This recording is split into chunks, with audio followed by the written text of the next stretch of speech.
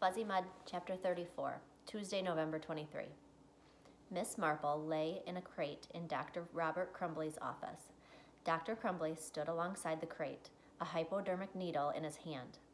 He was glad the poor dog was sleeping. She didn't suffer when she was asleep. Part Australian Shepherd, part Chow, and part who knows what, Miss Marple used to have thick gray fur with white, black, and brown spots. Most of her fur had fallen out. Her naked skin was covered in blisters. She had become deaf and blind. In her dream, Missy was running through the woods. All senses were on full alert as she searched for the lost children. Leaves flew up as she dashed over them. She barked in joyful triumph and licked the lost girl's face. To Dr. Crumbly, the triumphant barks of her dream sounded like pathetic whimpers. He carefully opened her crate so as not to wake her. He worked alone now. 2 of his vet techs had come down with the rash, and he'd ordered the others to stay home.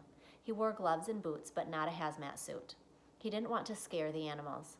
Miss Marple somehow sensed his presence. Her tail gave a weak thump against the bottom of her crate. "Hey, girl," he said, and petted the dog, wishing he didn't have to wear gloves. He thought, at the very least, the dog deserved to feel a warm human touch. He readied the needle. Animals suffered from the rash worse than people, since they didn't take baths. It was only dogs and cats.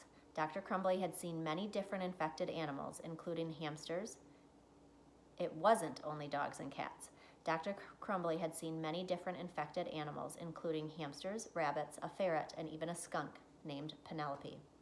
Sadly, he'd been unable to do anything for them except put a final end to their suffering. Over the past 2 weeks, he had put down more than 20 pets. There had been one animal, however, that had shown no ill effects from the fuzzy mud. Dr. Crumbly owned a land turtle named Maurice. Maurice had gotten stuck in a patch of fuzzy mud in his backyard, and he had had to pry him out with a shovel. 3 days later, the turtle still hadn't shown any symptoms of the rash. Peering through the microscope in his small office laboratory, Dr. Crumbly had compared samples of Maurice's skin with skin samples he had taken from some of the infected animals. He discovered an enzyme in Maurice's skin cell that didn't appear in any of the other animals' skin cells. Miss Marple turned her head toward him. "You're a good dog," he said. He inserted the needle into her right hind leg, injecting her with a concentration of the turtle enzymes.